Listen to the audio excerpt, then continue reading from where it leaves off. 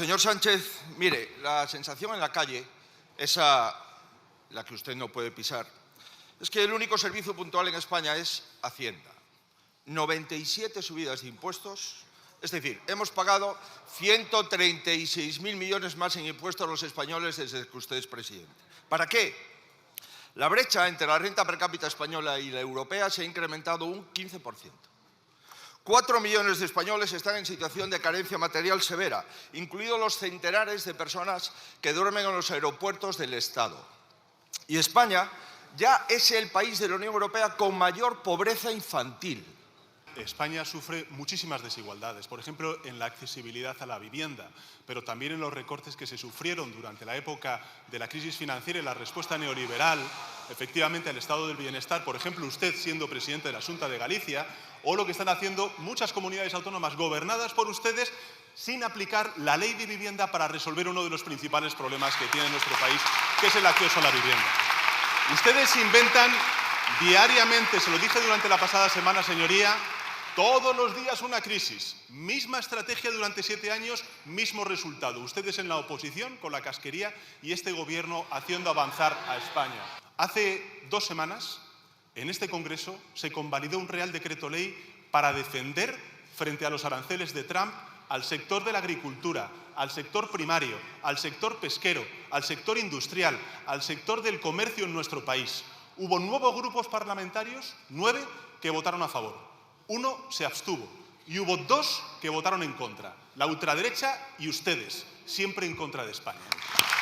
Y mientras tanto, cortinas de humo de su gobierno, con los trenes, con los apagones y con una corrupción ya generalizada. ¿Qué es lo que quiere investigar usted? El televoto de Eurovisión. Mire, señor Sánchez, ya nada va a ocultar la realidad. Y es que el gobierno está vaciando la nevera de los españoles y llenando el bolsillo de sus corruptos, señor Sánchez. Usted que no venía a insultar y a lo que se dedica es a difamar a personas honestas. Y lo hace además una persona que se puso al frente del Partido Popular para tapar la corrupción de la señora Ayuso. En lo que ha quedado, señor Feijóo, salir de Galicia para acabar gobernado desde un ático de Chamberí. En todo caso, señoría, en todo caso, le diré lo siguiente. El mundo entero se está movilizando contra la barbarie de Netanyahu en Israel, en Gaza, perdón. El mundo entero. Y usted hace chistes sobre Franco. Menuda talla política, menuda falta de humanidad. Señora Montero, a la vista de cómo se consiguió el rescate más rápido y más cuantioso de todos los que se aprobaron durante la pandemia, ¿le puede explicar a los españoles cuál es la vía más rápida con este gobierno para que una empresa consiga ayudas públicas? La pregunta tiene fácil contestación. Las empresas lo saben, ustedes lo saben. Más del 40% de las ayudas que se han dado del plan de recuperación han ido dirigidas a pyme y micropyme. Más de 20.000 millones que han llegado al tejido productivo, siempre con su voto en contra. Por cierto, señora Gamarra, ¿van a llevar una ponencia a ese próximo cónclave que se llame Respeto a la democracia? Porque es lo que tienen que hacer, respetar a un gobierno salido de las urnas. La democracia sí, la corrupción no. Señora Montero, claro que respetamos la democracia. Quienes no lo respetan es ustedes, porque la corrupción es todo lo contrario al respeto a la democracia. Mire, usted no contesta, pero las respuestas nos las dan los autos del Tribunal Supremo y también de la Audiencia Provincial. ¿Sabe lo que ya hay? Ahí están las respuestas. 2 vías para conseguir ayudas con este gobierno. La primera, la legal, la devuelva usted mañana, la que dejan para los autónomos y para las pymes. La segunda vía, ¿sabes cuál es? La de los atajos previo pago. Esa es la que hay. La de los chanchullos y los tratos de favor. Basta ya de tanta corrupción socialista. Mire, señora Gamarra, lesiones del PP en materia de corrupción, ninguna. Ustedes son un partido condenado por financiarse ilegalmente por empresas que cobraban y que tenían contratos públicos, y ustedes, a partir de ese dinero, tienen diputados y senadores que hoy se sientan en las cámaras que recibían sobresueldo. Gente que se sienta aquí que recibía sobresueldo procedente de aquellas empresas que pagaban al Partido Popular por cobrar contratos públicos. Tienen una sede, señora Gamarra, todavía, una sede pagada con dinero negro, en la que ustedes todavía, en la sede de Génova, nunca, en ningún caso, han decidido, al menos, esa ignominia, poder derribarla y poder trasladarse. ¿Van ustedes a discutir esto en el cónclave del Partido Popular o van a seguir en la misma estela que llegó el señor Feijóo?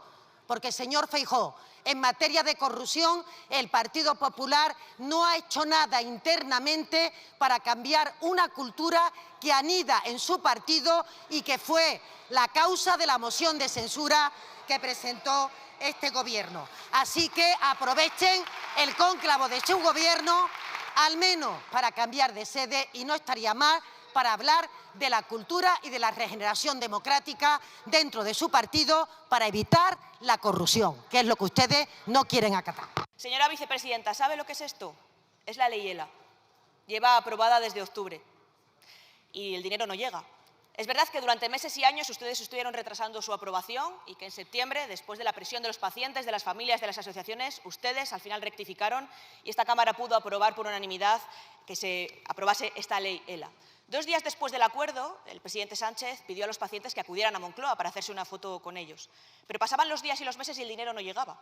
Y por eso en diciembre este grupo parlamentario tuvo que presentar una PNL para que les instaran a ustedes a financiar esta ley ELA. También salió aprobada por unanimidad. En enero, la ministra de Sanidad y el ministro de Asuntos Sociales se reunían con los pacientes, pero no fueron capaces de decirle cuándo ni cuánto dinero iban a poner para esta ley ELA. Todo el mundo la mira a usted, porque es la ministra de Hacienda. ¿Sabe usted cuántos pacientes de ELA mueren al día? 3. ¿Sabe cuántos pacientes han muerto desde que se aprobó esta ley, esperando que llegara esa financiación y decidiendo si seguían con su vida porque no podían permitírsela económicamente? En 202 días, 600. Señora vicepresidenta, esta ley aclara muy bien en su disposición cuarta que es la Administración General del Estado quien tiene que dotarla económicamente. ¿En qué momento van ustedes a financiarla? Muchas gracias. Muchas gracias, señora presidenta. Y, por supuesto, señora Muñoz, que este Gobierno cumple con las obligaciones presupuestarias que vienen por parte de las leyes. Lo que me llama la atención es lo que usted ha dicho en esta introducción. Es decir, ¿las comunidades autónomas, según usted, no son responsables de la atención sanitaria de los pacientes con ELA?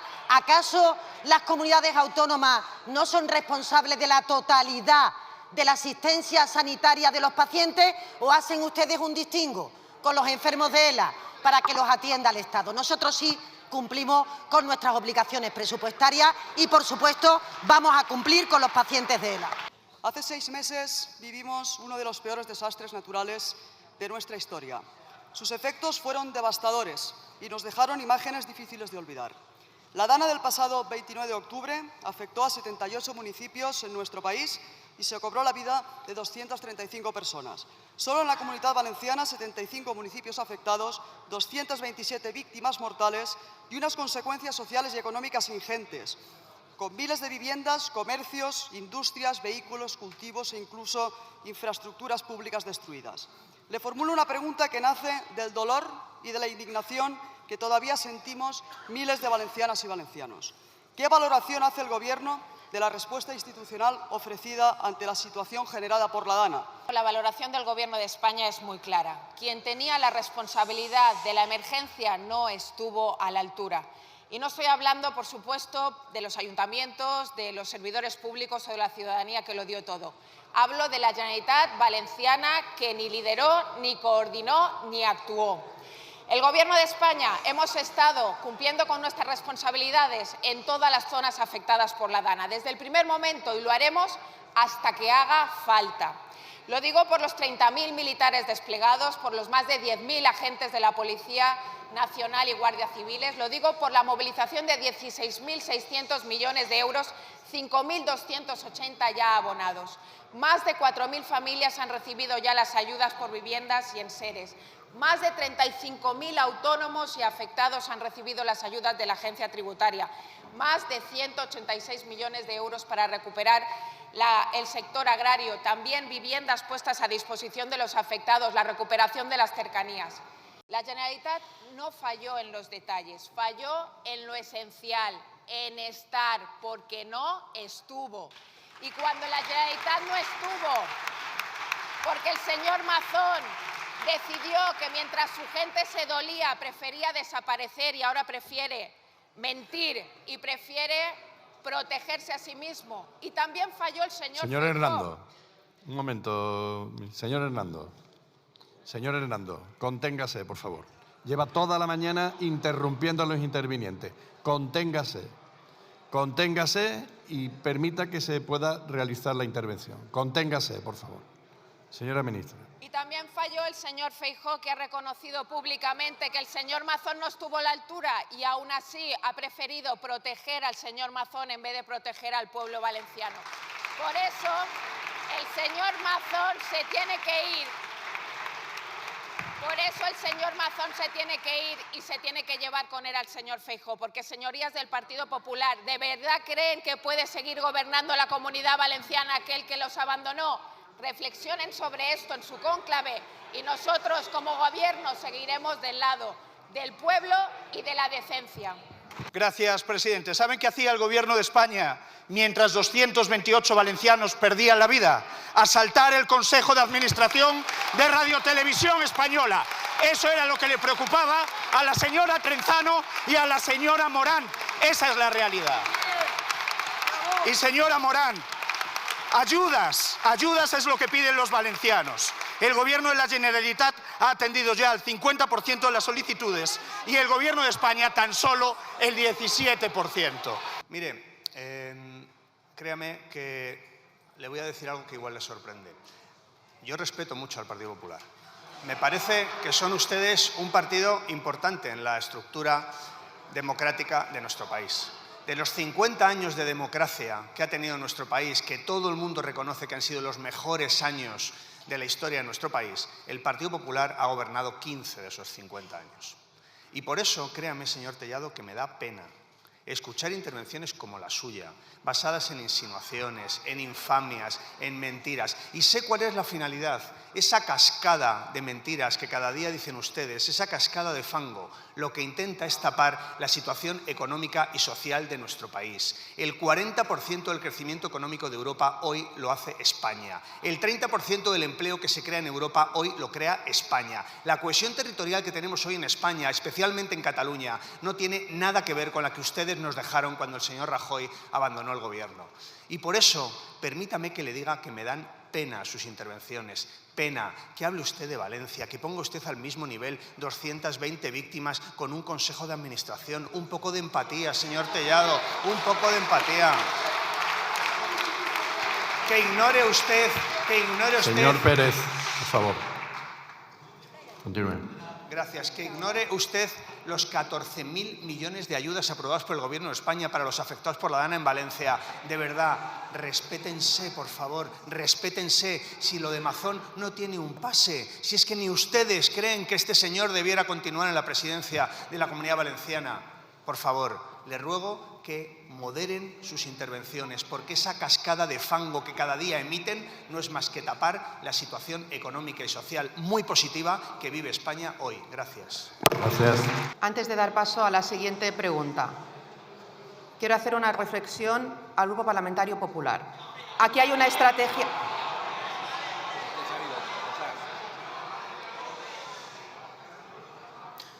Yo pido un mínimo de educación, que es la que yo intento dar a esta Cámara. Hay una estrategia deliberada de hacer ruido cuando hablan los miembros del Gobierno. Y esto no es posible porque los ciudadanos se merecen poder oír las explicaciones de todo el mundo. Aquí todo el mundo tiene derecho a poder expresarse dentro del respeto a la Cámara Parlamentaria. Por tanto, les ruego que, igual que hacen los demás, mantengan silencio cuando habla el Gobierno. Y se lo pido a la dirección del partido, a la dirección del grupo parlamentario y al señor Feijóo expresamente. Muchas gracias. Pasamos a la siguiente pregunta. Hoy apareció de nuevo la soberbia de Paiporta. Ojalá tuviera esa soberbia para enfrentarse a Sánchez y a sus socios del Gobierno que no quieren a las Fuerzas Armadas. Mire, señor Marlaska, portada del Mundo. Usted es el perejil, ministro Perejil, el que está en todas las salsas, corrupción del PSOE y ahora vinculado al capo libanés y al amigo de Sánchez. ¿Tomó el café con ellos? ¿De qué habló con ellos? Señor ministro, cuando usted tuvo que elegir entre la ley y los corruptos, eligió a los corruptos. Señora Vázquez, con mucha tranquilidad. Usted siempre tratando de colocar un mensaje absolutamente falso en esos 2 minutos y medio en las redes. Le diré con toda la tranquilidad, a usted lo que le molesta, que lleva 25 años aquí, es que este Ministerio del Interior no es el Ministerio del Interior de su partido. Aquí no se espía al oponente político, aquí no se dice a la policía que destruya pruebas, aquí lo que se dice a la policía, porque esto es el Estado de Derecho y la democracia y quizá por donde es el origen del Ministro del Interior, la colaboración y la dependencia de los jueces en la investigación y en la instrucción. Y si usted quiere hablar de narcotráfico, a mí no me dé lección y se tenga cuidado porque igual en el cónclave aquí hay una persona que sí conoce bastante bien lo que es el narcotráfico y tuvo muchas relaciones y estrechas con él. Muchas gracias. Después de las últimas jornadas de caos con miles de afectados, ¿sigue pensando que el tren en España vive el mejor momento de su historia? Desde el año 2018 y más aún en los últimos meses estamos trabajando para que el servicio ferroviario se focalice en lo importante, en el viajero y especialmente la atención que se presta en momentos críticos cuando suceden incidencias como las que han acontecido en las últimas semanas. Aunque el origen de las 2 incidencias más graves vividas están fuera del sistema ferroviario, el apagón en todo el país o el robo de cable, desde aquí quiero transmitir mis disculpas a todos los viajeros afectados, así como el agradecimiento a su paciencia y todo mi reconocimiento a quienes ayudaron a solventar y a gestionar estas incidencias. Muchas gracias. Señora Rego, además de usted, ¿quién vive mejor desde que existe el Ministerio de Juventud e Infancia? Los jóvenes, desde luego que no. Más precariedad, menos oportunidades y sin casa. ¿Les suena? La infancia tampoco lo tiene mejor. España ocupa la primera posición en tasa de pobreza infantil de toda la Unión Europea. Acabamos de superar a Rumanía, eso sí, a velocidad de un cohete. La Comisión Europea ha declarado una situación crítica al respecto. ¿De verdad está usted orgullosa? Me siento orgullosa de algunas de las cuestiones o de muchas de las cuestiones en las que estamos trabajando. Por ejemplo, el Pacto de Estado para erradicar la pobreza infantil. Me siento orgullosa también de la Ley de Juventud. 400 páginas de propuestas, una ley que está escrita por los jóvenes de este país a través de un proceso participativo en el que han participado hasta entidades que representan hasta 55.000 jóvenes de nuestro país, entre las que está, por cierto, también su organización juvenil. Estoy orgullosa de que estemos apoyando a los niños y niñas afectadas por la DANA en Valencia. De hecho, hemos sido capaces de impulsar proyectos en más de 70 municipios afectados, mientras que ustedes a día de hoy todavía no han sido capaces ni de aportar la factura del Ventorro. Me siento orgullosa de que hayamos contribuido a modificar la ley de extranjería para acoger con dignidad a niños y niñas que llegan solos a nuestro país, o de ser uno de los primeros países que va a tener una ley que proteja a la infancia y a la juventud en los entornos digitales. Orgullo, orgullo que no autocomplacencia. Pero, señora Núñez, yo no me resisto a devolverle la misma pregunta. ¿Usted qué tal? ¿Se siente orgullosa de las políticas de juventud que hace la Comunidad de Madrid? ¿Del efecto que tiene sobre el precio del alquiler la insumisión de la señora Ayuso a aplicar la ley de vivienda? ¿Se siente orgullosa de la privatización de la universidad pública mientras dopan con fondos públicos los chiringuitos pseudouniversitarios? ¿Se siente orgullosa de que hayan amordazado a 45 entidades que representan al Consejo de la Juventud de la Comunidad de Madrid? ¿Cuánto orgullo siente, señora Núñez?